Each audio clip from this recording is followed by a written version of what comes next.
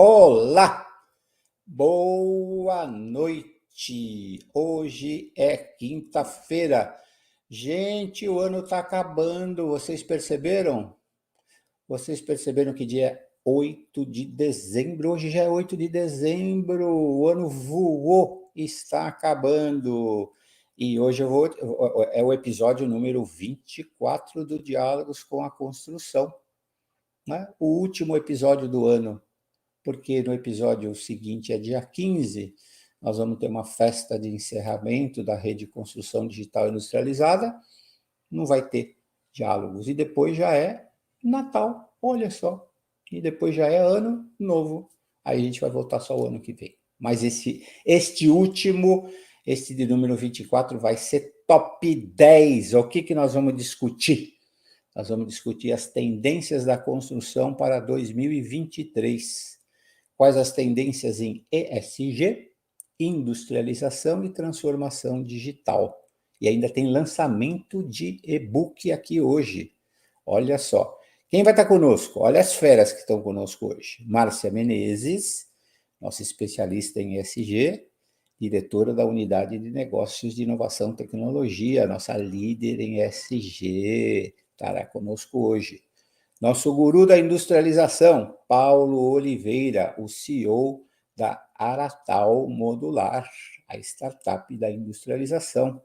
E para completar o timaço aqui, a nossa seleção, seleção brasileira, estamos em Copa do Mundo, gente, e o Brasil chega na final ou não chega? Olha o timaço aqui para completar. Reinaldo Cima, o nosso guru em transformação digital, o CTO da MRV, que vai falar sobre transformação digital. Hoje, análise sobre tendências e o lançamento do e-book do CTE, elaborado pelos diretores do CTE, fazendo análise da economia, para onde vai a nossa economia, perspectivas econômicas, cenário econômico e tendências em inovação, transformação digital, planejamento, controle, qualidade, desempenho, um e-book bastante robusto, apontando as tendências. Então, a noite está quente hoje. Vamos que vamos? Vamos chamar o nosso time aqui.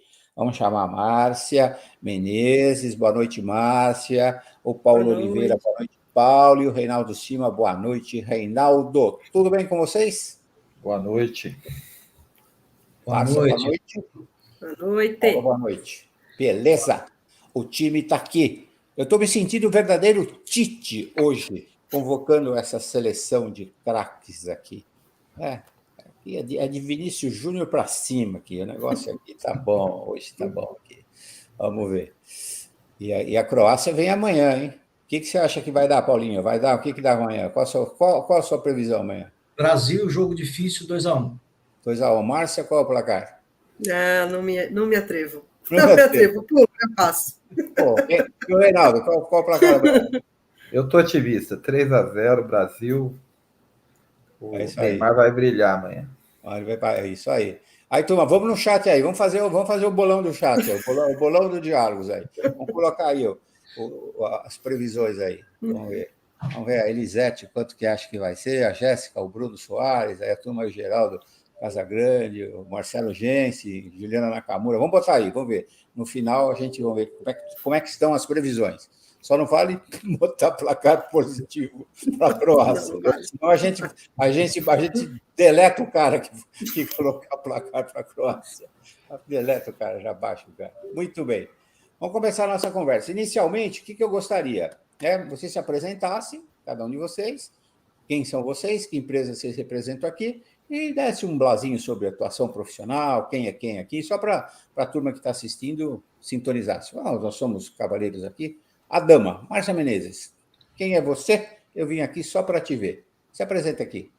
Bom, boa noite a todos. Meu nome é Márcia Menezes, eu trabalho no CTE desde que o CTE é CTE, já fazem 32 anos. Hoje eu atuo na direção da Unidade de Inovação e Tecnologia e na coordenação dos projetos ESG. Sou arquiteta de formação e tenho um carinho muito especial aí por por todos os assuntos aí que a gente desenvolve no CTE e tem a oportunidade aí de atuar com o nosso propósito, que é inspirar o pessoal, inspirar mudanças positivas aí no setor e na sociedade. O CTE não precisa de apresentação, né, Roberto? Então, estou apresentada. Está apresentada a nossa dama. Paulinho Oliveira, se apresenta para a turma aqui. Bom, boa noite a todos. Primeiro, é uma honra estar com vocês, um prazer muito grande, obrigado pelo convite. Eu sou um engenheiro civil que sempre teve aversão por essa coisa de artesanato construtivo, empilhar tijolos, né? Eu passei 20 anos na indústria, dirigindo operações, sempre voltadas para reestruturação, M&A, introduzir e desenvolver tecnologias novas no Brasil. Depois disso, 15 anos eu trabalhei em empresas de engenharia, construção e incorporação, como diretor de engenharia, de negócios ou CEO, né? Mas sempre com foco em produtos industrializados. Então, eu passei a praticar industrialização. E, a partir do início de 2020, eu fundei a Natal, uma startup em construção modular, com mais 4 sócios, né? Uma Construtec, com soluções sustentáveis e híbridas, né? Então, são módulos 3D e 2D, que explora o conceito de construção industrializada aberta, que eu acho que a gente vai discutir um pouquinho aqui, né? E a Natal tem 2 plataformas de negócios, uma de casas modulares e também oferece uma jornada do cliente disruptiva, né? Um processo que tem pedido de patente protocolado, que o cliente, com a ajuda de um arquiteto especializado, escolhe o produto dele, configura, customiza, o sistema gera orçamento, memorial descritivo de acabamentos, minuta de pré-contrato. Se o cliente assinar, ele baixa o aplicativo mobile e acompanha a fabricação e a montagem do produto dele, né? Dessa experiência está saindo uma spin-off, que é uma empresa chamada VRCX, Virtual Reality Customer Experience, que vai fazer a jornada do cliente da Natal e de outras empresas do mercado imobiliário, né? E a segunda é uma plataforma que, através de um trabalho consultivo e de pré-construção, né, de pré-construção e de gestão, a Natal ajuda construtoras, incorporadoras a ingressarem na construção off-site modular de forma gradual e com baixo risco, né? Então, basicamente, esse é o trabalho que a gente está fazendo e estou aqui para ajudar, Bob. Vamos que vamos, é isso aí. Reinaldo Cima, o nosso guru da transformação digital. Se apresenta aqui, Reinaldo. Bom, primeiro, obrigado, Bob, aí, obrigado pelo convite de novo. Prazer imenso estar aqui com vocês, né? Nós estivemos juntos aí lá no time de marketing durante o ano, né? Discutimos bastante marketing para a construção civil. Bom, primeiro, Reinaldo Cima, sou CTO da MRV Engenharia, CTO, diretor de tecnologia e transformação digital. Sou apaixonado por tecnologia, mas também não acredito só na tecnologia pela tecnologia, né? Eu acredito na tecnologia de geração de valor, né? Até pela minha formação, eu sou engenheiro eletrônico, daí vem a tecnologia, mas também tenho mestrado em engenharia de produção. E ao longo aí desses 30 anos, eu tenho buscado conciliar essas duas coisas, né? Como fazer tecnologia gerar valor para o negócio. Eu trabalho numa empresa muito legal, trabalho na MRV Engenharia, uma empresa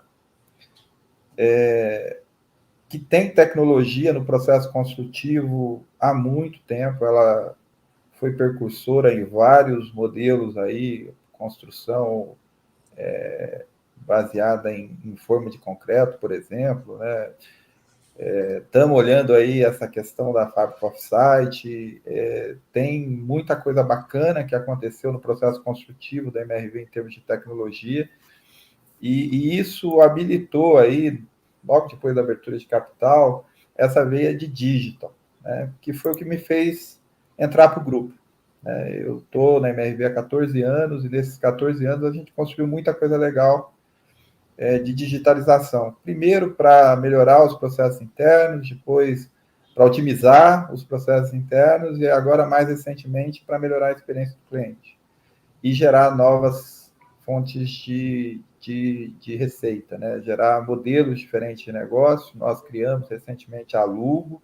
Em vez de produzir para vender, a gente produz para alugar, e depois tem um modelo muito bacana aí, que gerou uma parceria bem legal com a Brookfield.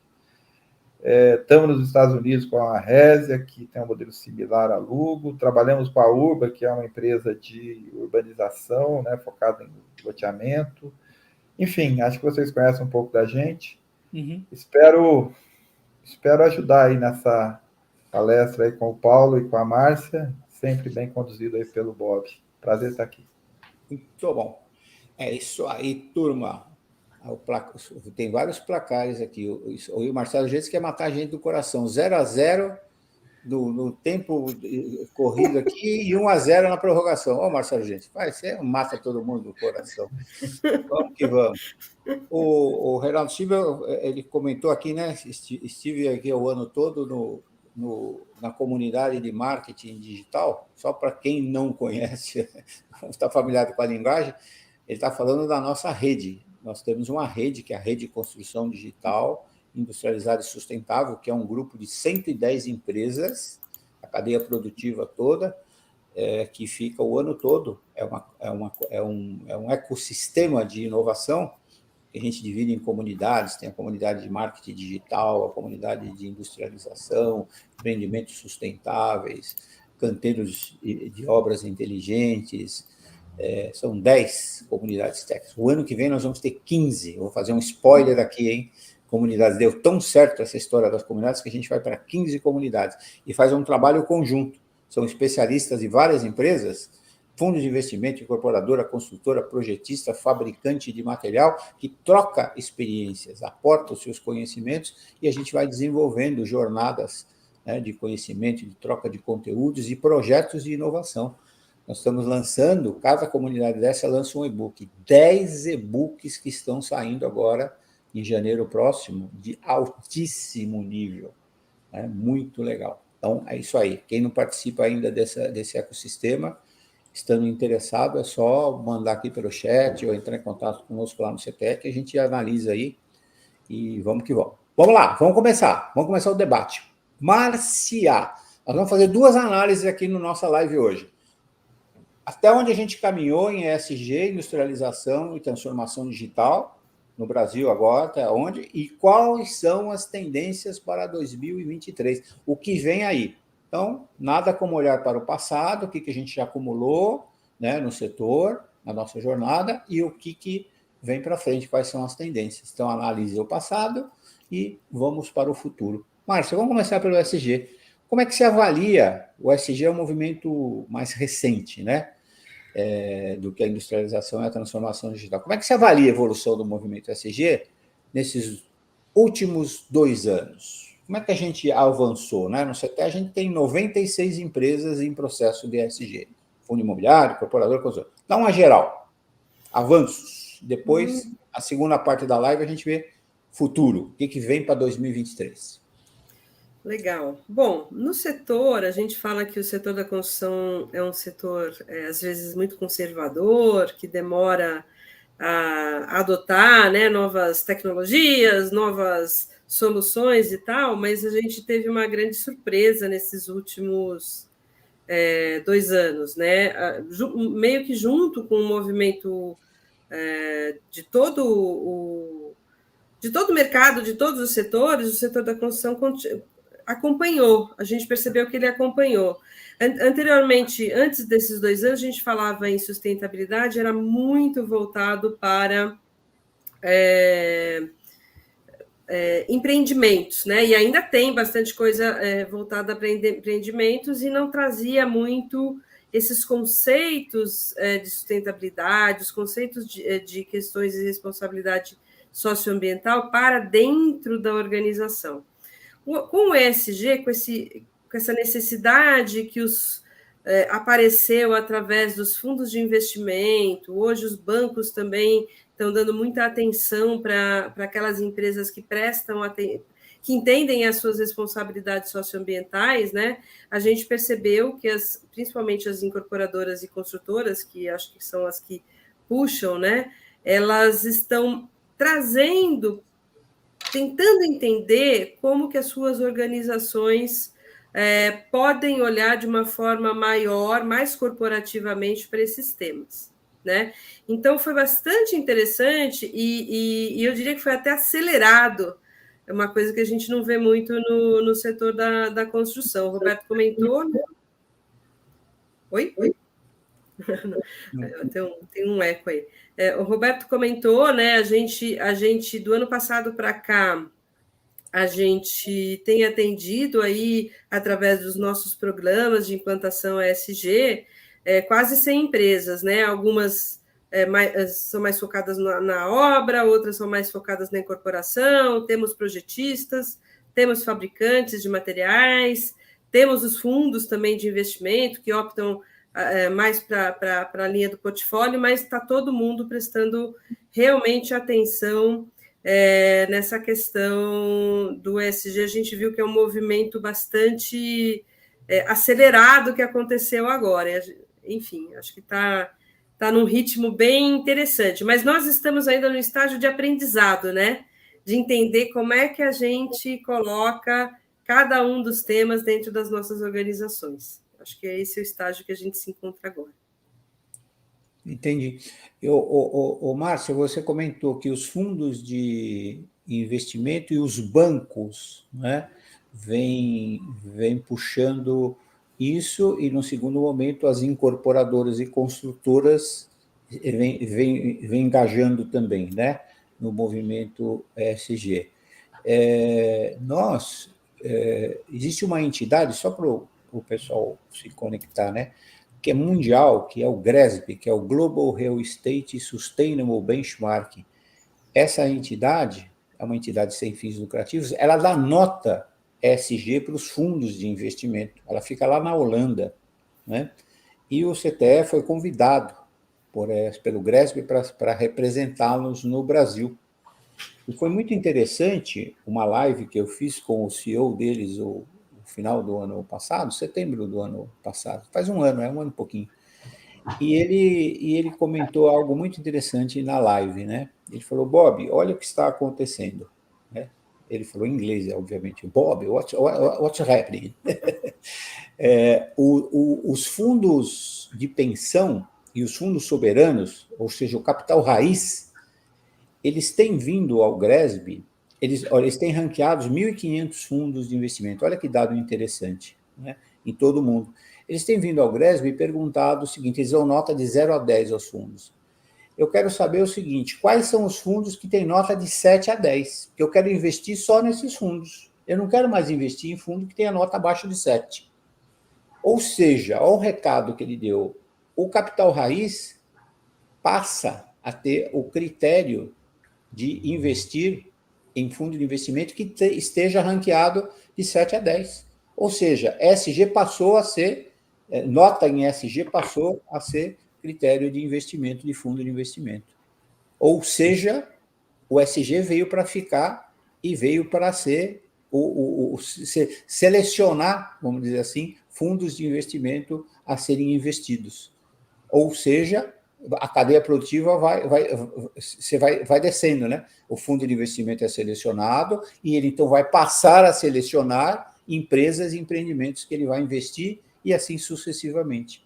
Esse dado é muito forte. Ou seja, o capital raiz está procurando o caminho ESG, e é um caminho sem volta. Né? Roberto, isso foi muito importante, né?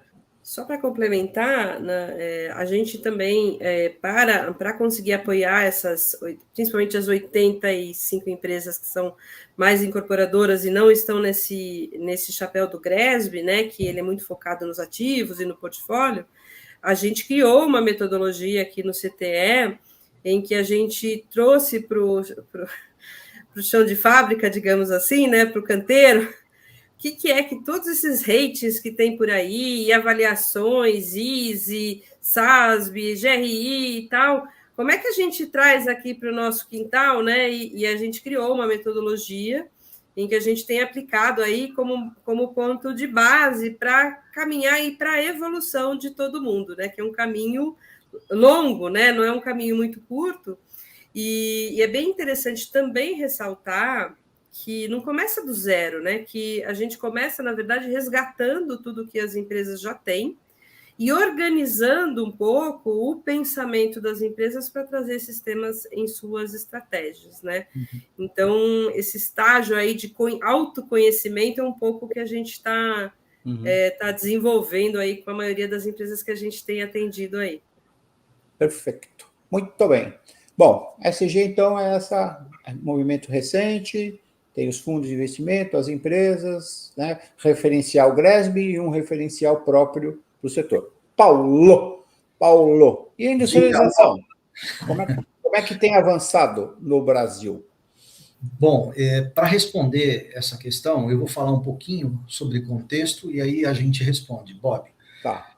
A verdade é a seguinte, a pressão por ganhos de produtividade e competitividade no setor tem sido fortíssima. E ela já era, eu diria, de 10 anos para cá, e nos últimos anos a válvula da pressão está muito, muito alta. Né? Nós estamos com a pressão muito alta em cima de competitividade e produtividade. Né? Ou seja, a industrialização, que num passado não muito longínquo parecia ser uma opção, passou a ser uma urgência setorial, e eu vou explicar por quê. Né? A construção brasileira, segundo o Construbusiness, né, um congresso bianual da Fiesp, CIBIC, muito importante, né?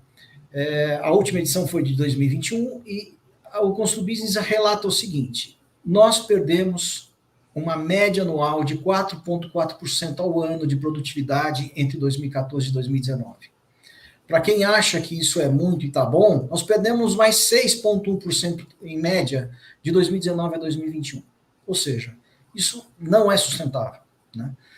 No mercado habitacional, o déficit habitacional em 2019, que era de 7,8 milhões de unidades, foi projetado no relatório que a FGV produziu para 2030, para 30,7 milhões de unidades. Ou seja, nós vamos quadriplicar o déficit habitacional em praticamente 10 anos.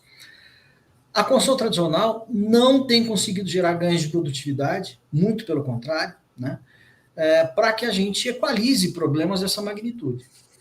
Então, o próprio setor, através de eventos recentes, que tiveram início em agosto desse ano, através de uma articulação do Sinduscon São Paulo e das BE São Paulo, tem provocado a discussão sobre, por exemplo, industrialização de edifícios residenciais. Né? E esse movimento está sendo articulado através de outras bases regionais no Brasil, começou no Sul, Rio Grande do Sul, depois Paraná Norte, e deve avançar em 2023. Né?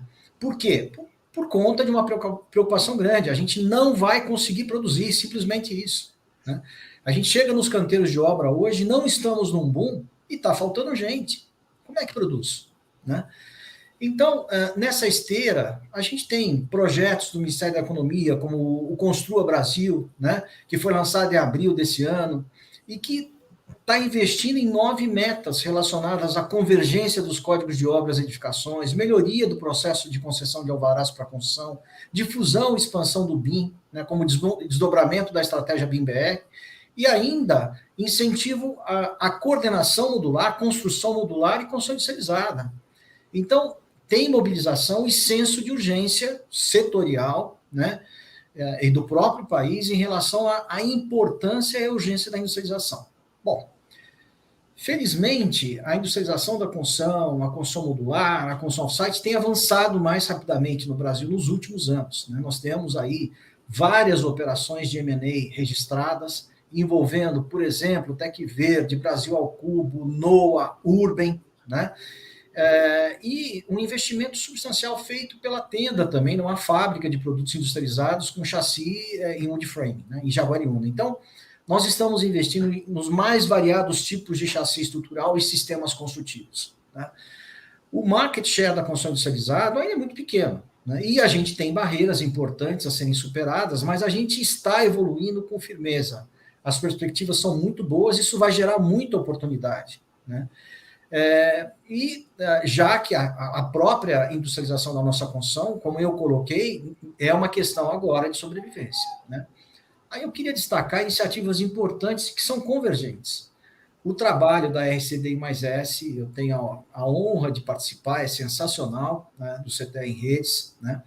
A Aliança Construção Modular, lá do ecossistema da USP, o Movimento Brasil Viável, né, que é uma realização do Enredes com o C3, com o Clube da Construção Civil.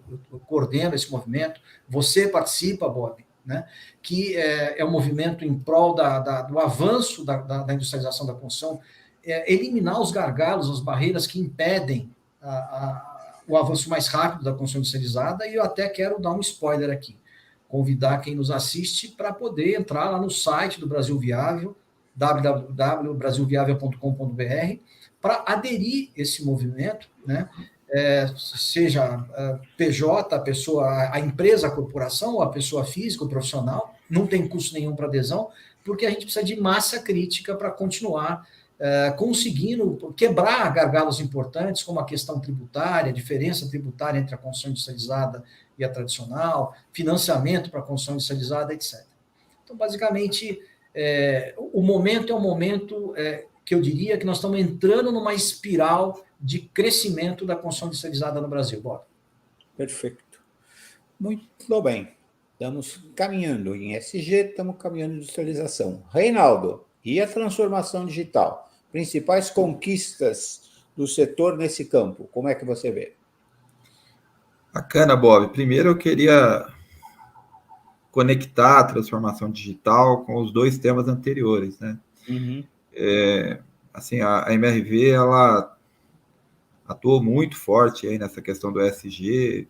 Essa semana saiu até o resultado aí da ISE, né? Nós permanecemos aí, acho que pelo 7º ano consecutivo dentro da ISE, que é acho uma conquista para a construção civil, né?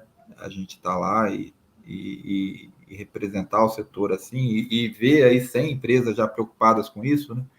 E a tecnologia, ela está por trás de tudo isso, né? A questão da sustentabilidade, a questão da segurança da informação hoje muito tratada nesse tema, né? Então, a transformação digital também passou por aí, tá? A gente teve um aspecto muito forte em olhar para esse tipo de questão. Na questão da fábrica off-site, eu conecto a transformação digital, a industrialização, né? Acho que com um movimento muito forte que está acontecendo também. Eu vejo que as empresas estão olhando muito para questões de planejamento, né? Para a questão de execução da produção. Eu vi o Lean esse ano brilhar no chão de fábrica, e eu comecei a perceber empresas aí, a Âmbar, a Prevision, olhando para isso de uma maneira como solução digital, né? E nós aqui, enquanto consumidores dessa tecnologia, a gente está vendo que a forma como a gente planejava no passado, né, usando o planejamento, o bom e velho Project, talvez para esse mundo de Lean, a gente tenha que pensar, e aí eu já estou juntando um pouquinho com o futuro também, mas foi um pouco do que aconteceu esse ano, né, essa transformação do Lean está chegando para ficar, né? Essa questão da industrialização traz para a indústria da construção civil temas que eram da indústria geral, né? Você vê o pessoal falando de SNOP, MPS, MRP, que são temas cruciais para a industrialização, né? E quando eu falo disso, eu falo de planejamento, falo de engenharia de produção, que é a minha área, né? Para eu fazer industrialização externa, eu vou ter que organizar melhor a casa, e eu vejo essa preocupação já começando. Isso de dentro, né? Olhando para dentro, a transformação digital focou muito na eficiência operacional, na qualidade e nessas questões aí que eu comentei, né? Chegando aí no ESG, com certeza que é um tema muito importante. Para fora, né? Eu acho que foi o ano da experiência. E o ano da experiência do setor também, em olhar a experiência como talvez uma alternativa de geração de receita, né? É o modelo digital que chegou no Uber, chegou nos hotéis, né? Chegou nos táxis, hotéis, também chegou na construção. A gente viu empresas olhando para o mercado do aluguel como alternativa para o mercado de venda, né? Eu acho que esse talvez tenha sido a grande disrupção, né? Eu vejo o digital chegando muito forte aí para o aluguel digital, para a venda digital. As plataformas chegaram, né? E chegaram também no pós-vendas, né? As empresas passaram a olhar o ciclo, né? A jornada do cliente, além da entrega de chaves, né? A gente passa 50%, 70% do nosso tempo dentro da casa que a gente mora, e as construtoras olhavam né, para entrega de chave, tinha o desligamento, né? Você desligava o cliente no momento que ele usar mais o produto. E a construção desse software que opera o hardware, que é a casa, né, que é a plataforma digital, eu tenho visto muito movimento nesse sentido. E também vi nascer aí já, acho que abrindo o terreno para os próximos anos, né? O movimento que você até esteve bem envolvido aí da tokenização. Eu vejo que o setor sempre passou, mas talvez tenha passado esse ano pelo grande desafio do funding, né? E o funding tradicional está cada vez mais escasso, né? E eu acho que a tecnologia com blockchain, com tokenização, está chegando aí, né? Ainda está embrionário, eu sei, né? Mas eu acredito nesse movimento muito forte que começou esse ano. Enfim, ou seja, a transformação digital, ela está caracterizando o digital não como um agente externo, né? Seja ele parceiro, seja ele parte, seja ele fornecedor. Ela está entrando dentro do negócio e de todas as suas demandas, né? Isso é bom. E mais do que isso, ela está começando a criar alternativas, seja alternativas como a industrialização off-site, para melhorar aspectos aí de eficiência, qualidade, seja para criar alternativas diferentes de monetização e de experiência para o cliente. Mas foi um ano excelente. Beleza. Muito bom. Bons avanços, né? E é interessante que essa questão do blockchain, né, Reinaldo? O Reinaldo teve conosco, né? Você lembra que a gente foi naquela primeira missão, 2018, né, para Vale do Silício, e o pessoal dizia, não, o blockchain vai acontecer, isso aqui é coisa para 8 anos, 10 anos, né? E história de tokenização está muito longe, e aconteceu muito mais rápido do que estava previsto, até pelo berço da inovação, que é o Vale do Silício, né? Interessante como avançou mais rápido do que o próprio pessoal do Vale estava prevendo, né? O pessoal fala que a construção civil teve uma consultoria aí de grande porte, não vou falar o nome aqui, que colocou a gente lá embaixo, né? Não, a construção civil é o setor que está menos digitalizado. Compararam a pesca, né? A indústria da pesca.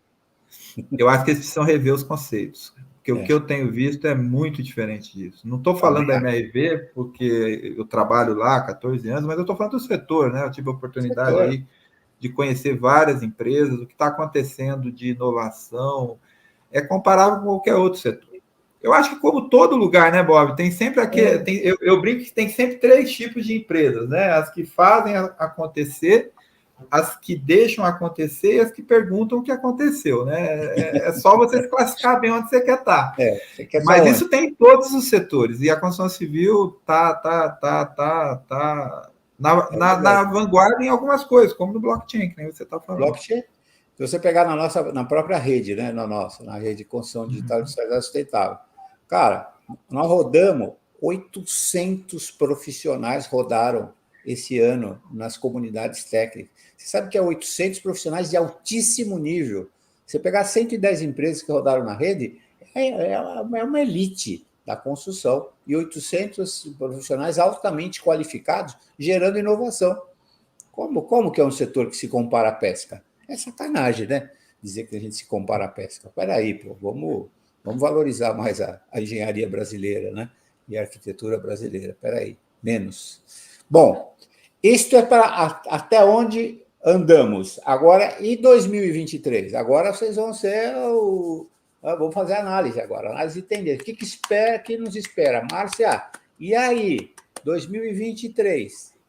E quem está nos assistindo aí, vamos tocar pergunta aqui, ó. Vamos tocar fogo no parquinho aqui. Perguntas aí. Não é só ficar dizendo quanto que vai ser o jogo de amanhã. Não interessa. Eu quero saber perguntas aqui para os nossos 3 especialistas. Mas, principais tendências que você está olhando aí no SG para 2023? O que espera as empresas aí? Ó, vai por aqui, tem mudança climática, teve a COP27 agora, vem coisa aí, não vem? No social, vem alguma coisa, governança?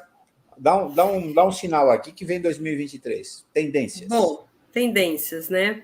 Acho que você já deu a dica aí, né? Eu acho que o grande tema aí que vem sido discutido e que eu diria que é central mesmo para qualquer setor, né? A gente não poderia estar de fora, é a questão da mudança climática. Na verdade, a mudança climática é o grande problema, né? O problema do ritmo em que a temperatura da Terra está crescendo traz outros problemas que podem estar dentro do ambiental, do social, do governo, enfim, os outros problemas vêm em decorrência da mudança climática, né? A gente está num ritmo alto, existem metas aí que há grandes dúvidas se as políticas que estão sendo coordenadas aí pelos países vão ser realmente suficientes para segurar esse ritmo da temperatura.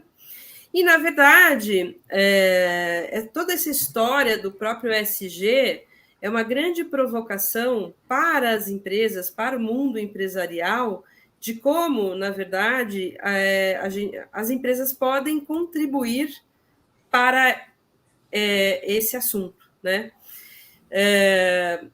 Todos os setores estão falando nisso, especialmente o nosso setor é um dos setores que está citado na Política Nacional de Mudança Climática, em que a gente vai precisar desenvolver um plano, ainda este ano, até maio do ano que vem,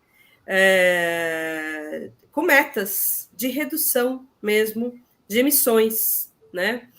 E a gente sabe que o setor está bastante despreparado para isso, né? Então, eu acho que uma grande tendência que a gente pode pensar e que provavelmente as empresas vão ter que colocar na frente mesmo de outros assuntos, será essa questão das emissões, né? A gente vai precisar, cada empresa vai precisar entender qual é a sua pegada, digamos assim, né? Quais são os seus impactos, quanto que elas emitem diretamente, né? Que a gente chama de escopo 1, dentro dos seus canteiros de obras, né? Dentro das suas sedes, relacionados com as emissões, né, de equipamentos e tal, também relacionadas às emissões de energia, né, de compras de energia, que já é escopo 2, é uma emissão indireta, mas que também tem que pensar, e ampliar para o terceiro escopo, que aí é a grande dificuldade, todos nós sabemos disso, que é incluir aí também a cadeia de fornecimento e tal. Mas a questão da emissão, só para a gente até fazer um certo alinhamento aqui, a construção em si, os processos construtivos, né, o canteiro de obras, a nossa fábrica, né, em cada canteiro de obras, ela tem baixa interferência nessa emissão dentro do escopo geral, né? O grande problema que eu acho que o setor deve colocar na pauta, e não é a questão dos fornecedores, na minha opinião, e sim a questão dos produtos que a gente desenvolve e das soluções de eficiência em que a gente coloca nos nossos projetos, nas nossas construções, né? Então, o gasto de energia, usar a matriz energética brasileira durante 50, 80 anos que dura uma edificação com uma determinada solução, esse é o grande impacto que é muito falado relacionado ao setor da construção, né? Inclusive, este impacto ele é responsável por cerca de 30% das emissões globais, né? É a hora que a gente acende a luz, a gente liga o computador na tomada, é o uso da edificação.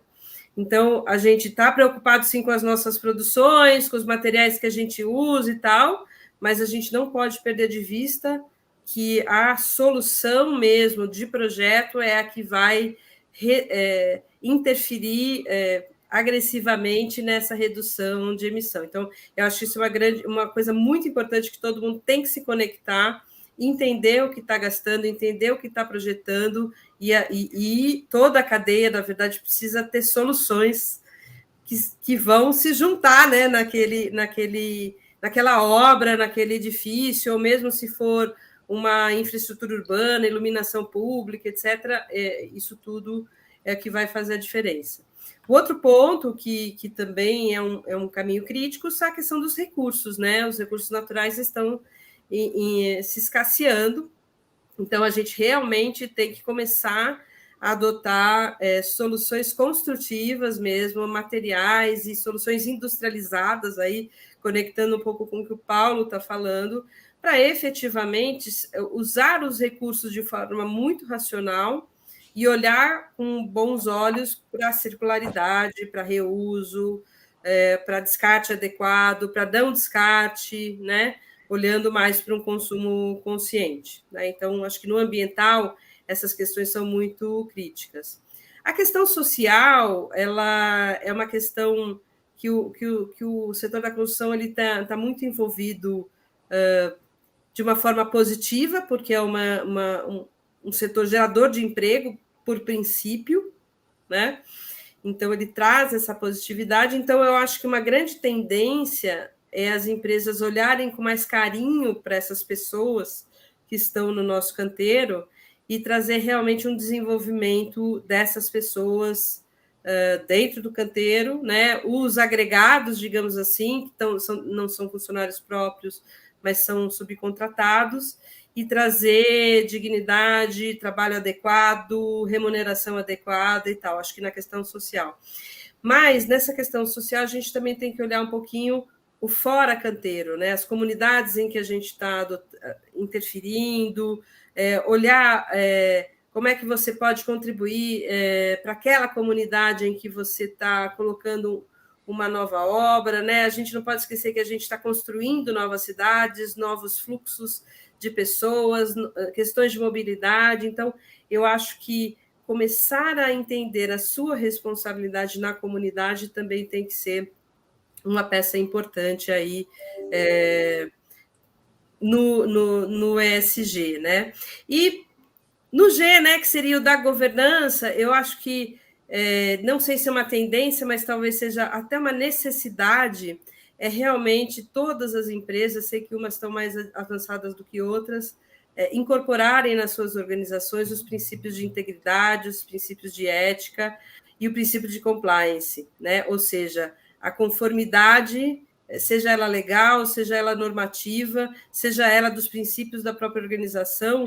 Eu acho que é isso que acaba embasando toda e qualquer política e prática ESG que possa acontecer na empresa, né? Então, na verdade, o ESG ele é grande, né? Parece um polvo, a gente tem vários braços para fazer, mas eu acho que essas são, diria que em 2023, se as empresas prestarem atenção nisso, elas vão estar fazendo ESG. Tá? Então, acho que é por aí. Só quero complementar com um dado que é impressionante, que nós tivemos agora, em comecinho de novembro, participando do Congresso Mundial do Green Building Council, com 5.000 participantes. Aliás, o CTE foi a única empresa brasileira que participou lá em São Francisco. Participamos com 3. Me impressionou o número, né? As edificações são responsáveis por 37% das emissões de carbono, de todas as emissões do mundo. 37% vem das edificações. Olha a importância que o setor tem na questão das emissões, a redução das emissões e na questão das mudanças climáticas, né, no impacto na camada de ozônio. 27% vem da operação das edificações e 10% no carbono incorporado na produção de materiais. Então, nós temos uma tarefa fantasticamente grande no sentido da redução dessas emissões. É um impacto brutal, que as edificações, não estou falando de infraestrutura, estou falando de edificações, 37%. Então, é uma meta de redução muito forte, um impacto muito grande. Fernando Romano, Márcia, essencial as pautas que você traz de forma brilhante e corajosa. Parabéns, time. Fernando Romano. Muito bem. Então, essas são as orientações, as tendências, alertas de Márcia Menezes, do ESG. Paulo Oliveira, e como é que você vê as tendências da industrialização para 2023? Estou olhando 2023, preocupado com a industrialização. Que tendência que eu vejo? Para onde eu me mobilizo como empresa? Vou por aqui, vou por ali? O que vem aí? Que tendência eu capturo aqui? Como é que eu me engajo no movimento? Perfeito, Bob. A Márcia levantou uma bola, eu não vou deixar ela quicando, não. Eu vou cortar, tá, Márcia? Mas, primeiro, a gente está entrando num mundo agora, a partir de novembro, né, com 8 bilhões de habitantes, meio diferente para 2023, com ameaça de crise, com guerra. A gente não sabe o que vai acontecer. E, curiosamente, né, Brasil, né, relatório Focus do Banco Central, agora, dia 2 de dezembro, né, o PIB de 2022 vai superar 3%. Impensável, né? Nossa capacidade de reagir, de fazer as coisas acontecerem aqui é impressionante. Mesmo num contexto difícil, pandemia, etc., isso era impensável no final do ano passado, né? A agência CIBIC, dia 1º de dezembro, né, a construção civil cresceu 1,1% no terceiro trimestre em relação ao segundo trimestre do ano, superando o crescimento do PIB brasileiro, né? No terceiro trimestre de 2022, em relação ao terceiro semestre de 2021, o setor cresceu 6,6% e o país 3,6%, né? Então, isso mostra que a construção tem capacidade de tração, né? Nós temos problemas e temos grandes oportunidades. A grande verdade é que em todas as bases de comparação, a construção civil obteve resultados melhores do que a economia nacional, né? Ponto. Bom, isso é bom, mas não é motivo para euforia, né? A gente retomou o crescimento em 2022, mas, de novo, 2023 é um ano de incertezas. A gente não sabe o que vai acontecer, nós temos um novo governo, o que vai acontecer com a evolução das reformas, sobretudo administrativa, que é essencial para o país. Enfim, a gente precisa manter o otimismo, mas olhar para o cenário com um certo cuidado, né? Mas, independentemente disso, o Brasil nunca foi um ambiente de negócios fácil, né, Bob? A gente sempre passou aí por sobe e desce montanha o tempo todo, né? Independentemente do cenário, a gente tem que superar obstáculos e vamos continuar crescendo. Esse é o desafio, né? A questão é como crescer, né? Bom, e a grande verdade é que a industrialização tem ocupado um bom posicionamento no setor, principalmente em pautas mais recentes, né? Eu mencionei aqui o problema da competitividade, da produtividade, e a solução, obviamente, é a industrialização, né? E a preocupação com o futuro na verdade, uma pauta comum. Todos os setores, principalmente de prestação de serviços, né, têm essa grande preocupação. Mas o futuro a gente constrói. Bom, então vamos falar um pouquinho sobre as tendências, né? E eu vou aproveitar a provocação da Márcia e até os temas que o CTE escolheu em redes para esse bate-papo de hoje, SG, Industrialização e Transformação Digital, são muito felizes, né? São temas que são convergentes e estão visceralmente conectados, né? Mas eu entendo que as principais tendências, e aí eu vou abrir a primeira delas, né, dentro de assuntos que você, Bob, tem destacado, e é a área de especialização da Márcia, né? SG, primeira, como maior responsabilidade do núcleo estratégico das empresas, né? Definindo diretrizes para avanço da tecnologia, inovação e para o desenvolvimento de projetos, né? Somente no S do SG tem um monte de desafio. Net zero, economia circular, descarbonização, controle do aquecimento global, né? Redução do consumo de água e de energia elétrica, né? Um spoiler rápido aí, a Anatal tem se preocupado com isso e tem inserido dispositivos que geram economia real, 100% de economia, por exemplo, da água durante o aquecimento da água para o banho. É brasileiro, é patenteado, né? E funciona por gravidade, né? Então, a gente tem que lembrar que o setor ele é responsável por 13% do PIB global, emprega 7% da população mundial, economicamente ativa, né? Consome 50% das matérias-primas produzidas no mundo, e como a Márcia diz, a gente tem que mudar o jeito de pensar. Que materiais a gente vai usar? Como é que a gente extrai menos recursos da natureza, né? Você destacou, Bob, 37% das emissões de carbono, isso é construção. Então, nosso foco tem que ser edificações mais leves, né, consumindo menos recursos naturais, né, e com materiais mais sustentáveis. Smart buildings, smart cities vão ganhar destaque, né, assim como as fazendas urbanas, né. Essa é uma tendência no mercado de food techs, e elas podem ser verticais e horizontais, né. E são, na verdade, uma subcategoria do farm to table, muito explorado nos Estados Unidos, sobretudo na Califórnia, né? No Brasil já tem algumas operações, mas isso é uma coisa que a gente vai ver muito em breve. No Japão, em Tóquio, né? Pela limitação de espaço, o país é um conjunto de ilhas que tem uma área equivalente ao estado de São Paulo, né? Mas, detalhe, com o triplo da população, né? Então, as fazendas urbanas já existem há um bom tempo, né? E elas contam, inclusive, com pomares. Muitas vezes elas são instaladas nas coberturas dos prédios, né? Muitas vezes nos prédios as sacadas também são aproveitadas para plantio, né? Isso também colabora para a redução da temperatura ambiente, para a redução do consumo de energia elétrica no verão, né? Então, essa é uma primeira coisa que eu queria destacar. O segundo, né, que é a área de eficácia do Reinaldo, tá? Mas aceleração da digitalização da construção, né? No avanço para a construção 4.0, ênfase para a expansão do uso do BIM, né, em todas as suas dimensões, integrando o BIM com outras plataformas digitais. Isso inclui scanners de nuvem de ponto, né, que operam também através de robôs e de drones, gêmeos digitais, projeto generativo, digitalização de processos, incluindo a inteligência artificial, machine learning nos sistemas de produção, fabricação e montagem, gestão automática de estoque da cadeia de suprimentos, de forma integrada e de ponta a ponta, né?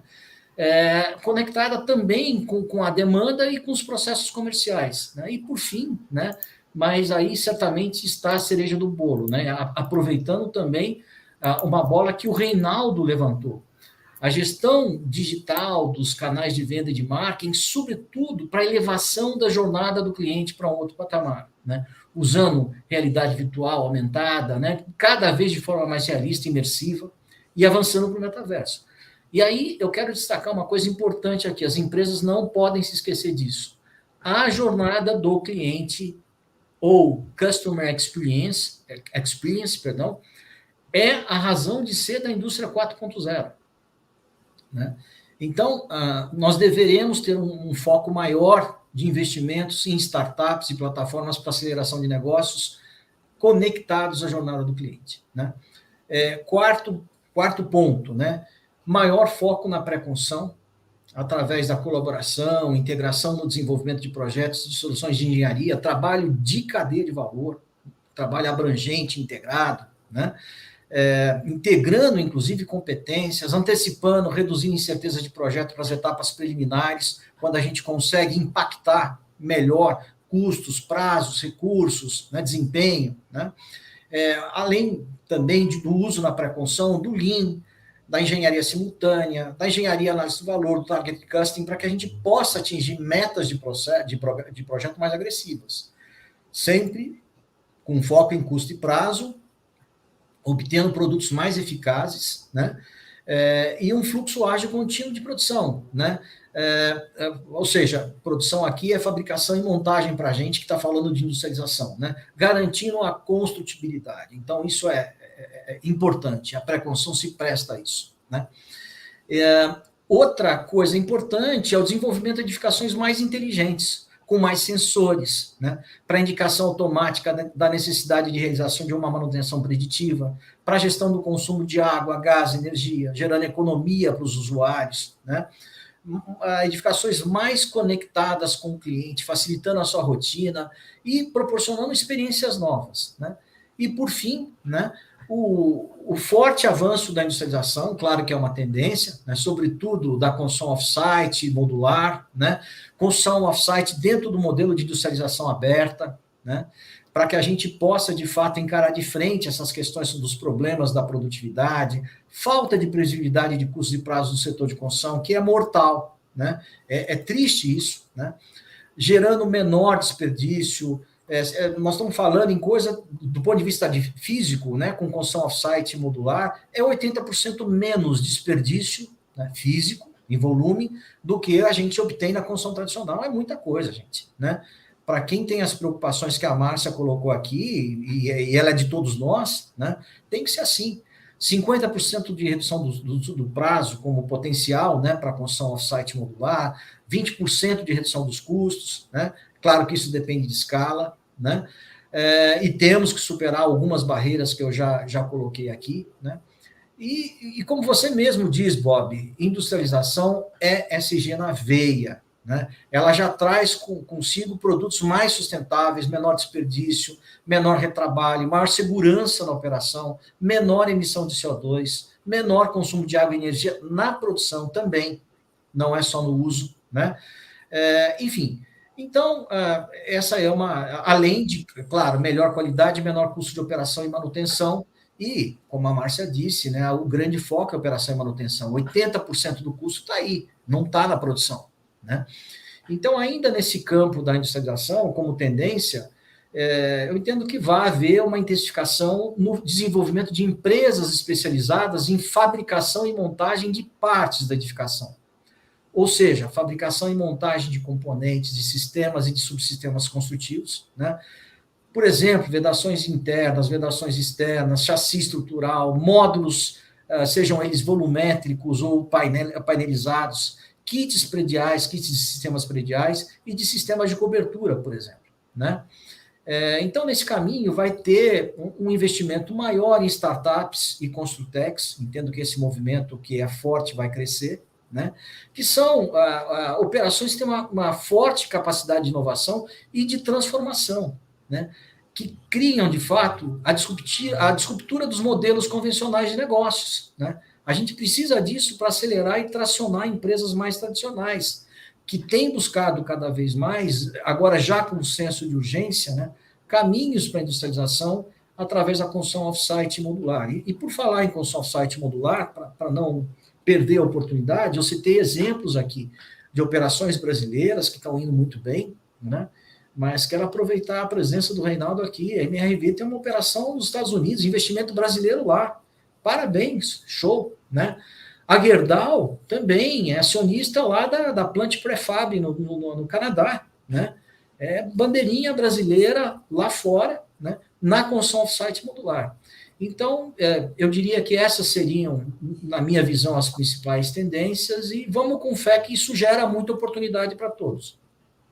Ô, Paulo, fiquei só com uma dúvida aqui, assim, de caráter, natureza existencial, que é o seguinte: eu vi tudo isso que você falou, concordo e tal, mas eu fico com as minhas dúvidas se isso acontece em 2023.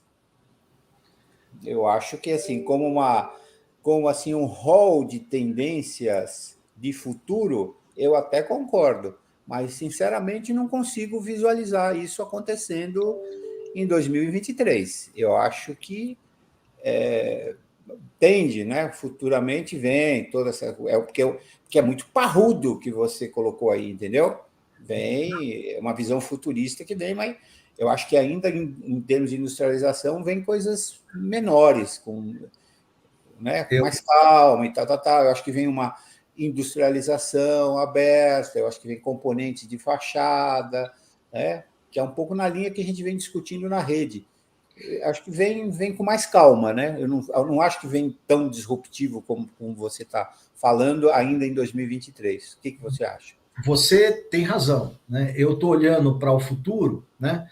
Mas com aquela vontade de quem, na verdade, está enxergando a movimentação do setor em direção a tudo isso, né?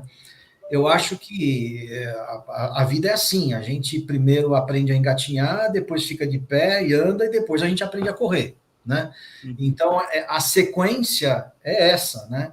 E é como a gente tem falado, né? Você parte para o alto nível, altíssimo nível de construção off-site modular amanhã? Não, né?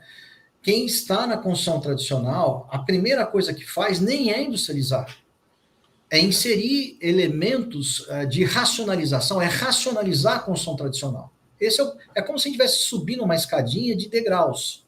O primeiro degrau é esse. Sim. Né? Que a pergunta era assim, quais os degraus que nos esperam em 2023, entendeu? E você já mostrou a escada.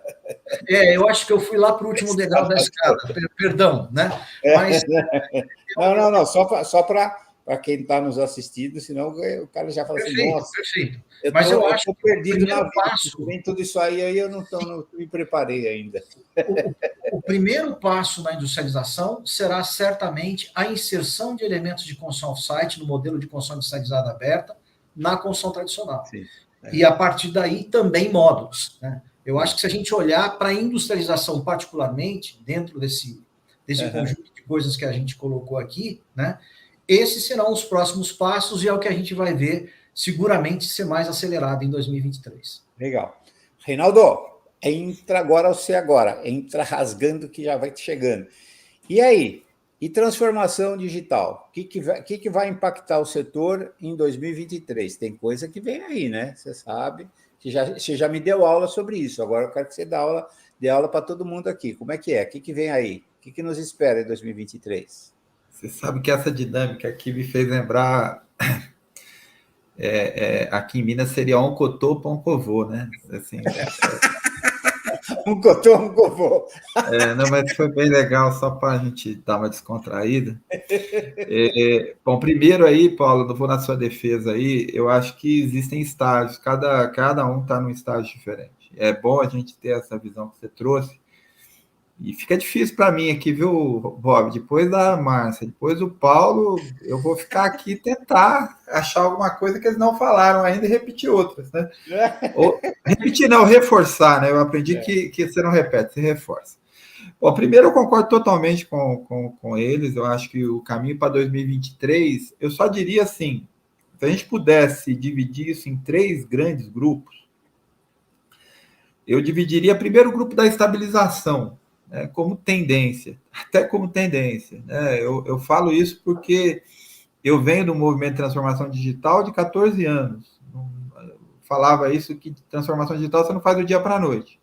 Você começa pelos fundamentos, pelo time, vocação digital, aí você lança, né, a transformação digital. E a gente viu, né, que como tendência, o que se firmou realmente no aspecto externo, né, foi a questão da experiência. O Paulo até comentou aí. Eu acho que esse foco na experiência do cliente, e talvez não, com certeza, a cereja do bolo, que é obter receita recorrente, né? Aumentar o lifetime value, aí, né? o LTV do cliente com base no digital. Empresas como a MRV fizeram uma plataforma digital que está lá, bacana, tal. Nós lançamos o Mundo da Casa, que é um marketplace. Nós temos lá agora uma iniciativa com condomínios. Eu acho que chegou a hora de transformar esse investimento em retorno, para evitar a ressaca digital dos nossos CEOs, né? Porque a gente gastou dinheiro para caramba, está na hora de devolver um pouco, né? Eu brinco isso porque esse ano eu falei, esse ano vai chegar a ressaca digital, galera, vocês vão ter que devolver dinheiro. Por isso que é tão importante, tudo que a gente está fazendo aqui, ESG, industrialização, transformação digital, está focado em geração de valor sustentável, né? Não adianta a gente ficar com uma ótima ideia no PowerPoint que a gente sabe que não tem certeza que vai gerar um retorno. Né? Então, acho que esse primeiro pilar, a base da pirâmide, eu acho que é um ano de estabilização. Concordo aí com o Paulo que é um ano extremamente desafiador por conta aí de todo esse contexto macroeconômico, mundial e nacional, né? Um ano de transição.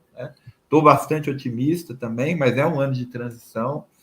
Então, é um ano para a gente olhar para a retaguarda, olhar para os fundamentos, né? Usar a transformação digital para ajudar a gerar resultado nos principais fundamentos, né? Vendas, margem, caixa, né?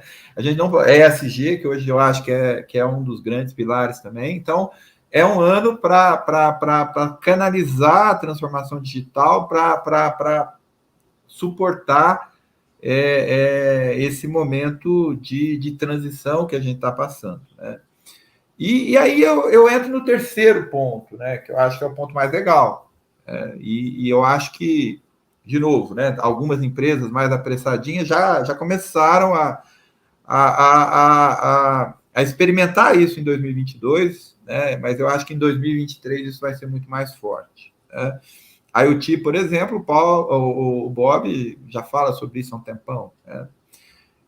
De fato, a gente teve um foco em IoT muito para dentro do processo construtivo, pouco para fora, para a experiência do cliente. E agora com o 5G, né, com toda essa abundância em termos de telecomunicação, em termos de chip, em termos de velocidade de processamento, encapsulamento, a gente vai ter condição de 2023 começar a pensar mais no sensoriamento, né? Colocar mais sensor e mais atuador, né? E usar esse dado que chega, né, de maneira inteligente, né? A gente fala que dado é petróleo há quanto tempo, mas de fato, quanto desse dado a gente está usando? Quanto que a gente está transformando esse dado em valor? E aí é um desafio aí que eu falo, né, que eu faço sempre, você ter um Big Data gigante, um Data Lake gigante, não significa nada. A pergunta é quantos insights nós vamos tirar desses dados?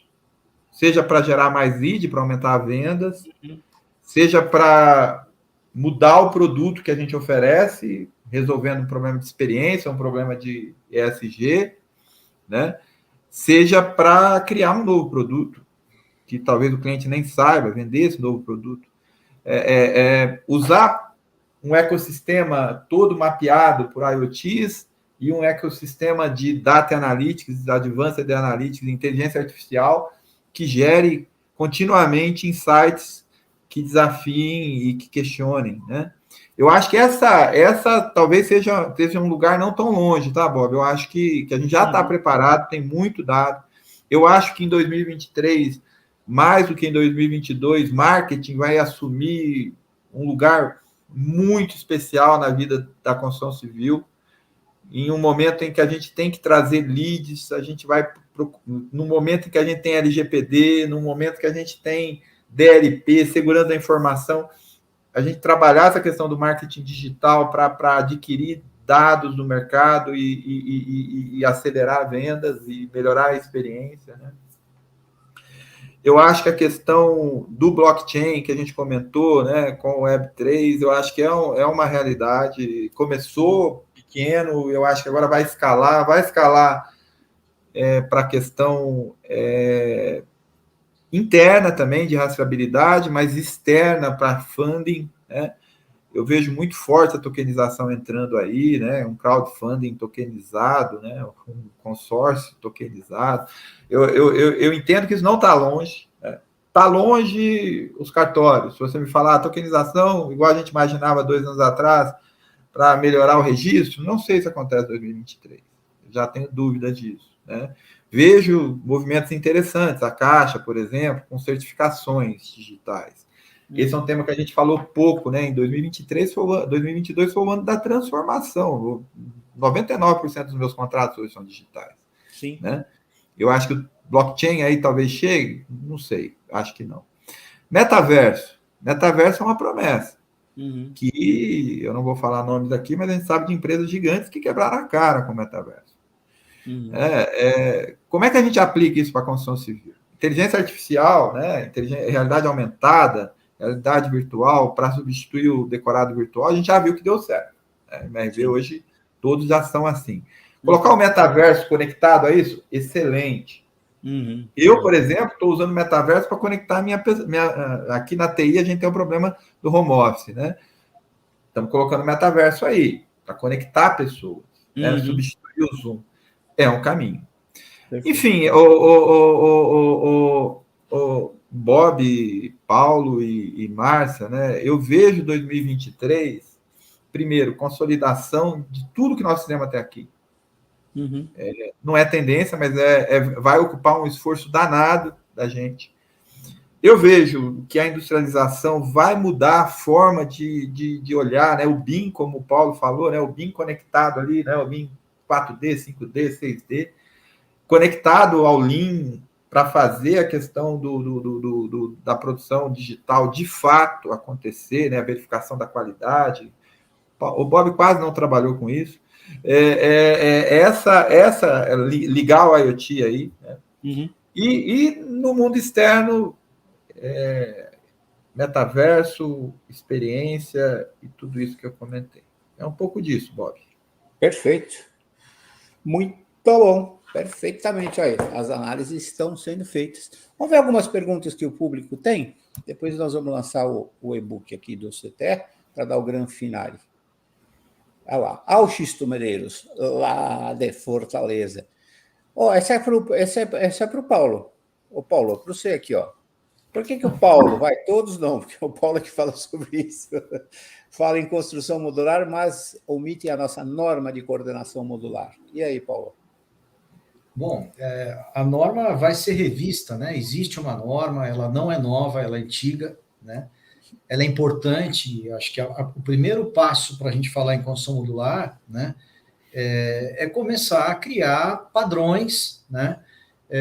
E a gente não ficar inventando unidades, né? A gente tem que ter um padrão mínimo, né? Um módulo mínimo para poder, que no caso da norma é 100 milímetros, né? A menor unidade modular é de 100 milímetros. Então, a gente precisa começar a padronizar um pouco mais, né? E isso vai levar a construção industrializada para um outro patamar. Vamos imaginar o seguinte, né? Eu gosto de usar esse exemplo porque ele é bom, né? Algum tempo atrás, eu fiz uma série de desenvolvimentos, foram 7 tipologias de construção industrializada para uma empresa para a qual eu trabalhei, né? E nessas 7 tipologias, né, que eram casas, townhouses, prédios baixos e prédios de escritório, né, a gente usava 2 módulos de banheiro. Com 2 módulos de banheiro apenas, né, às vezes espelhando uma parede, era possível fazer qualquer um desses produtos, né? Então, se a gente quiser reduzir custo de industrialização no Brasil, a gente precisa começar a criar padrão, né?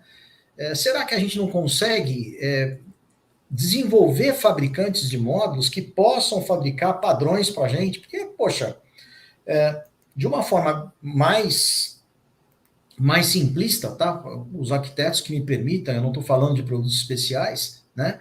Mas uma suíte é uma suíte, um banheiro é um banheiro, né? Então, dá para a gente ter uma linha de produtos padronizados que, do ponto de vista arquitetônico, se encaixem muito bem com projetos bem feitos, bonitos, bem elaborados, né? Para que a apresentação desses produtos seja diferente. Mas os módulos poderiam se repetir, deveriam se repetir se a gente quer escala e se a gente quer custo menor, né?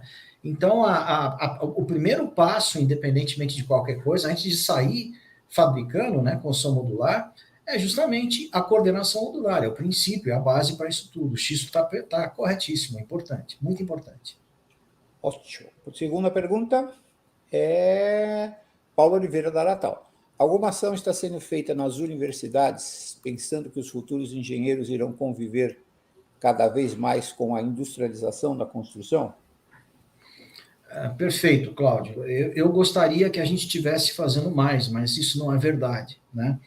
Essa é uma das barreiras, se vocês entrarem lá no site do Brasil Viável, é justamente a questão de inserir na grade de ensino das universidades e faculdades de engenharia e arquitetura disciplinas como construção industrializada, construção modular e off-site, pré-construção, fast construction, enfim, princípios importantes para a industrialização da construção, né? Então, acho que nós vamos passar por essa modernização. Hoje, o que está acontecendo? A gente já tem alguns cursos importantes aí, voltados para a industrialização da construção, mas são cursos ou de pós-graduação, ou cursos de 130 horas, né? Do ITIE, por exemplo, da própria AEA, Educação Continuada, que a gente coordena. Então, existem cursos, mas para quem já está no mercado de trabalho, e é um curso de levar a pessoa, o profissional, para a construção industrializada e modular, né? Mas, do ponto de vista de formação acadêmica, Cláudio, a gente precisa rever essas questões, né? Isso é importante, muito importante teu ponto. Deixa eu fazer só, aproveitar a dica do Cláudio aqui. Nós estamos lançando um projeto que chama-se Cidade do Conhecimento. Exatamente nessa linha que o Cláudio perguntou, nós fizemos um mapeamento exatamente com essa preocupação, né? Como é que estão hoje as escolas? Os cursos de engenharia civil e os cursos mapeamos de engenharia civil e arquitetura e urbanismo. Chegamos a 831 cursos de arquitetura e urbanismo, 1.198 de engenharia civil. Estamos mapeando agora os cursos de engenharia mecânica, engenharia de produção. Então, é chocante. Você tem 2.000 cursos só de civil e de arquitetura e urbanismo. Então, a pergunta é o seguinte: os professores estão ensinando, que alunos estão saindo e o que está sendo ensinado? E é chocante o que não está sendo ensinado, né? Essa é a pergunta. Então, espera um pouquinho, segura esse comentário um pouquinho, Gabi. Então, o que não está sendo ensinado? Então, esse projeto Cidade do Conhecimento, o que é? Nós estamos pegando todos os conteúdos que têm saído da rede de construção digital industrializada, foram 1.100 conteúdos inéditos, e é uma plataforma tecnológica que nós estamos desenvolvendo, que nós vamos doar esses conteúdos aos professores e automaticamente, obviamente, aos alunos, para que a gente dê uma injeção nos currículos escolares, universitários, né, de formação universitária, para que haja uma reciclagem, né? E os currículos os conteúdos que são gerados na rede são exatamente na área da industrialização, da transformação digital, da sustentabilidade e de ESG. Então, só para estar em linha do que o Paulo falou. Então, as empresas que quiserem colaborar com esse movimento estão convidadas a colaborar, seja gerando conteúdos, seja em seus projetos ESG. A gente não fala em responsabilidade social, as empresas estão procurando projetos de responsabilidade social. Está aí um projeto.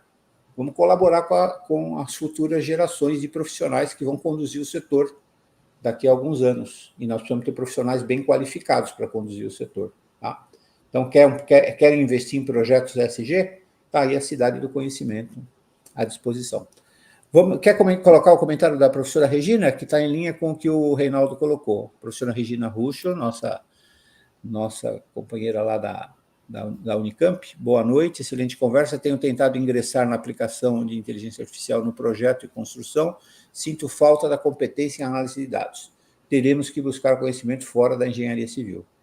Olha lá, colocação do Reinaldo. É isso aí, professora. Vamos que vamos. E vamos procurar.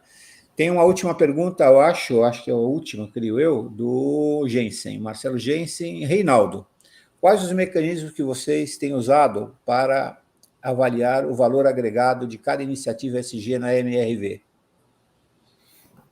Para todas as iniciativas, a gente olha o resultado, né? A gente usa muito OKR aqui, mas o foco sempre é na essência da coisa, né? Nós não fazemos nada ou por modismo, ou para atender processos que não gerem valor para o negócio ou para os nossos clientes. E acho que é isso que tem dado certo, sabe? Quando você fica muito focado em atender o requisito apenas para atender o requisito, o resultado não sai bom. Né? A gente usa muito, olhar muito para como que cada uma das coisas que a gente faz para fins do ESG também vai ajudar internamente os nossos processos ou externamente os nossos clientes. Né? Bem, perfeito. Beleza. Muito bem. Será que tem mais alguma pergunta? A Daniela Garcia. Gostaria de colaborar com conteúdo rico. Como faço na Cidade do Conhecimento, Daniela? Coloca o e-mail do Enredes aqui, Gabi, para a Daniela, para ela já fazer conexão. Por favor, coloca aqui, Gabi. enredes@cte.com.br. Daniela, entre em contato, pode conectar a própria Gabriela de Souza, que não é, ela não tem nepotismo no CTE, ela não é minha parente, não, viu? Mas você pode falar, quero colocar conteúdo rico, contribuir com a cidade do conhecimento. Aí a Gabriela já vai fazer a ponte com a gestora do Cidade do Conhecimento, que é a Isabel Alexandrino, e você já aí, ó. Aí, gente, ó, já está colaborando com a Cidade do Conhecimento. Vamos que vamos. Valeu? Valeu, Daniela. Você é professora, Daniela? Professora, pesquisadora? Depois você conta a sua trajetória para nós. Acho que acabaram as perguntas. Sim, acabaram. Bom, gente, então vamos só fazer o lançamento aqui do e-book, né? A gente está aproveitando a ocasião. O e-book chama-se... Vamos lá, Gabi? Vamos conosco? Chama-se... Vamos ver a capa do e-book, primeiramente. Chama-se Tendências da Construção Civil para 2023. Olha que bonito aqui, ó. Tendências da Construção para 2023. Página 1 de 1. Olha o sumário, que bacana. A gente faz uma apresentação sobre o CTE, faz uma análise do cenário macroeconômico. Tem uns dados muito interessantes da Ana Castelo, que é pesquisadora economista da FGV, e da Ieda Vasconcelos, da CEBIC. Tem um dado muito legal. A construção cresceu em 2022 8%, o PIB da construção. O PIB do Brasil em torno de 2,6%. Então, nós crescemos muito mais do que a economia brasileira. É o efeito rebote, né? O setor vem crescendo, então ele vai arrastando e vai tender a crescer também em 2023. Independente do que vai acontecer com a economia, ele vem já, né? O movimento vem crescendo e ele vai embora. Então, a gente faz essa análise macroeconômica, faz uma análise do ambiente setorial, os impactos dentro do setor e da macroeconomia, e vamos ver as tendências em planejamento e gestão. Essa questão que o Reinaldo levanta, ele insistiu muito do Lean, é uma tendência forte, o Lean vem como tendência muito forte. A gente apresenta as tendências em qualidade e desempenho, uma preocupação das empresas, uma tendência forte em focar em dar robustez aos sistemas de gestão da qualidade. O volume de obras tem crescido e os sistemas de gestão da qualidade têm se desestruturado, a qualificação dos profissionais tem caído, e isso tem causado problemas de qualidade e atendimento à norma de desempenho. Então, ponto de atenção aqui, ponto de atenção ao planejamento e a orçamentos, e o Lean é uma ferramenta importante. Jornada ESG, já falamos aqui bastante, é tendência forte. Sustentabilidade vem junto com o ESG, certificações ambientais. Hoje a gente tem 10 selos disponíveis no Brasil para certificações de empreendimentos. Industrialização, tiveram aula aqui com o Paulo, né? E a grande tendência é da industrialização aberta por componentes, vai ser o forte de 2023, inovação, conexão com startups, que também foi bastante relatado aqui, inovação e modelo de negócios, a jornada do cliente, a grande pegada, transformação digital, Reinaldo nos deu aula, né? Em considerações finais, a gente faz um apanhado aqui das principais tendências, né? Então, aqui são os autores, Giancarlo, a Márcia Menezes, o Maurício Hino, são os nossos diretores, a Miriam Kipschmann, em Smart Cities, o Wagner Oliveira, que é o nosso líder em IoT, que tem utilizado muito IoT, e aí vai o e-book, né, explicado, detalhado, são algumas páginas super detalhadas aí, e aí vem as recomendações por capítulo, recomendações para 2023 em planejamento e gestão, e assim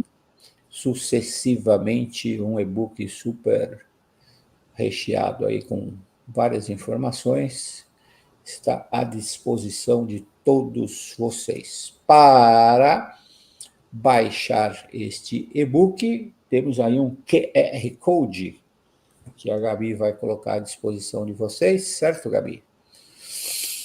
É só apontar o celular e aí, ó, tem acesso em primeira mão ao nosso e-book Tendências da Construção para 2023. Aí, apontou para lá? Jogou o celular, aqui, deixa eu apontar o meu para ver se está ok, fazendo o teste, controle da qualidade, ali, apontei, o meu funcionou, gente, e o de vocês? Funcionou também? Olha que legal aqui, ó. Materiais CTE, tendências, preenche o nome, baixou o e-book, fazer download do e-book. Ok? Então tá aí, tá lançado o e-book, lançamento. Para finalizar, aí tem uma última questão para vocês. E aí? Quais as dicas finais para vocês se despedirem? Aí, Márcia Menezes, o que você daria de dica aí para a turma que está assistindo sobre SG aí? Ah, turma, torço amanhã para o Brasil, além dessa dica aí. O que é de SG? O que você dica? Dica do Paulo, recomendações finais para encerrar a nossa live. Bom, Fantástico. Eu acho assim, quem não começou tem que começar. Então, primeira dica, não dá para ficar de fora, né? Essa frase nem é minha, estou copiando. Mas a ideia do ESG é primeiro eu tenho que me entender o impacto e assumir a responsabilidade, a minha responsabilidade empresarial, que é o que nós estamos fazendo. Quando eu assumo essa responsabilidade, eu entendo o caminho que eu tenho que seguir, se eu tenho que pensar mais na minha obra, se eu tenho que pensar no consumo energético, se eu tenho que pensar nas questões sociais. Então, acho que a primeira dica eu quero fazer, eu quero estar conectado, e com isso, entendendo aquilo que a gente impacta, digamos assim, e olhando muito, muito para os stakeholders, saindo do quadrado, extramuros, extratapumes, né? No nosso caso das obras, para a gente entender quais são. A ideia do ESG, na verdade, é a gente olhar a empresa, o negócio, os impactos desse negócio, os resultados desse negócio, não só para quem investe, não só para os shareholders, né, que a gente até então dava muito valor exclusivo, né, mas colocar os stakeholders na balança também e entender a relação, os impactos que a gente, como empresa, traz para esses stakeholders, sejam eles positivos ou negativos, né? E o resultado também voltar para os stakeholders, não só para os investidores, né, ou para os sócios e tal. Então, essa é a grande pegada do ESG, a gente olhar para os impactos positivos e colocar os stakeholders também. E aí entenda o planeta aí como stakeholder também, né? A gente está considerando que o resultado tem que ser mais positivo do que negativo, invertendo aí a lógica do que estava acontecendo. Tá? Então, essa é a minha dica. Muito bem. Paulo, qual a sua dica? Legal. Assim, a área de eficácia da Márcia, de novo, né? Mas primeiro ponto é ESG, né? No núcleo estratégico das organizações. Não dá mais, gente. Nosso mundo não aguenta mais tanto desafio, né? Essa é a verdade. E a construção, a gente viu aí, o Bob colocou, que impacto ela gera, né? Então, a gente tem que resolver essa questão, enfim. Segundo ponto, não perder o bonde da história, né? Reinaldo, eu sou mineiro também, tá? Então, se tiver um queijo rolando na ladeira abaixo, eu corro atrás dele, tá? Então, não perder o bonde da escola, da história, ou pegar o queijo rolando na ladeira, significa foco na industrialização aberta e na construção modular, né? Isso vai gerar muita oportunidade para fabricantes de módulos, de componentes, de sistemas e de subsistemas construtivos, né? E lembrando o seguinte, esse processo tem que ser muito bem orquestrado, né? Tem que ser bem planejado, bem pensado. Aí tem muita oportunidade também para sistemas para controle, gestão da produção, aplicativos e softwares que conectem projeto, pré-construção, fabricação, montagem e operação. Aí tem um cuidado, né? Tem um ponto frágil aí, que é uma ruptura, que tudo que a gente faz do ponto de vista digital, na primeira etapa, que é de pré-construção, né, geralmente é articulado pelo BIM. E quando a gente vai para a produção, para fabricação e montagem, as ferramentas são outras, então essa conexão é muito importante. Tem famílias de softwares que se usam lá fora, na indústria automotiva, aeroespacial, etc., que vão de ponta a ponta, né?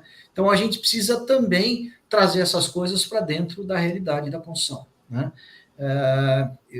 Eu tenho uma preocupação grande com isso, esse é um ponto de reflexão grande minha, né? Terceiro ponto, jornada do cliente, de novo, razão de ser da indústria 4.0. Vamos entender que isso é vital, né, para o sucesso das organizações, né?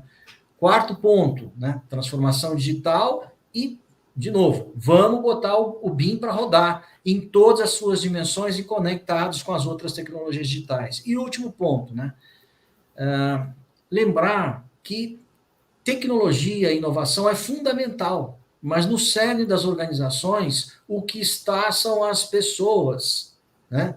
É com elas que a história começa. Então, vamos cuidar adequadamente das pessoas para que a gente tenha sucesso nessa jornada.